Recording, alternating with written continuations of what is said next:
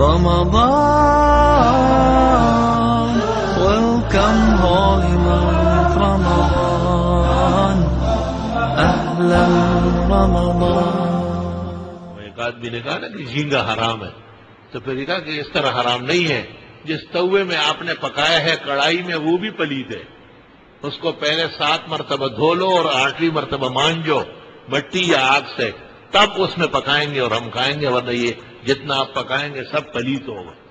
اور مثال دے دی کہ شراب کی بوتل میں آپ پانی پلائیں گے تو ہم پئیں گے کیا؟ شراب تو نجس ہے، اس میں جو برتن میں پانی آپ ڈالیں گے، دودھ ڈالیں گے، سب ناپاک ہو جائے۔ ایسے ایسے بنیادی مسائل سے آج امت بے خبر ہے۔ اللہ،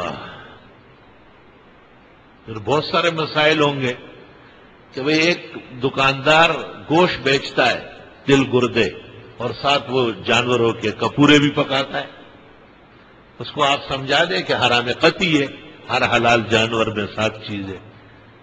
جب وہ نہ سمجھے تو پھر بائیکاٹ کرنا فرض ہوگا، مسلمانوں سے کہیں گے کہ اس سے سودا نہ لینا، اس کے ہاں پکا ہوا گوشت جو جائز ہے وہ بھی حرام نہ جائز، حرام خور، سری حرام خور، حرام چور۔ مسائل پر تو امت کو غیرت کرنا پڑے گا۔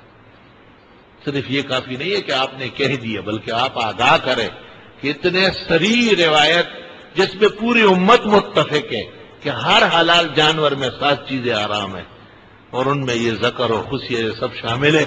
یہ ظالم پھر بھی وہیں پکا کے بیچتا ہے، اس کا رزق، اس کا محلہ، اس کا صف میں کھڑا ہونا، اس کا جنازہ، اس کی قبر بنانا سب حرام ناجائز۔ میں لکھ کے دیتا ہوں، سارا جہان ایک طرف یہ مسئلہ دوسری طرف ہو، صف سے نکالنا ضروری ہے اس کو، کہ آپ صف میں نہیں کھڑے ہو سکتے، آپ سری حرام چور ہیں۔ انہوں نے مسئلے کو ایسا یتیم مسکین بنایا ہوا کہ بس ہر چیز اختیاری ہے، کوئی بات نہیں ہے، کوئی بات نہیں ہے۔ آپ کو دین کا پتہ کیا ہے؟ افسوس تم کو میر سے صحبت نہیں رہی،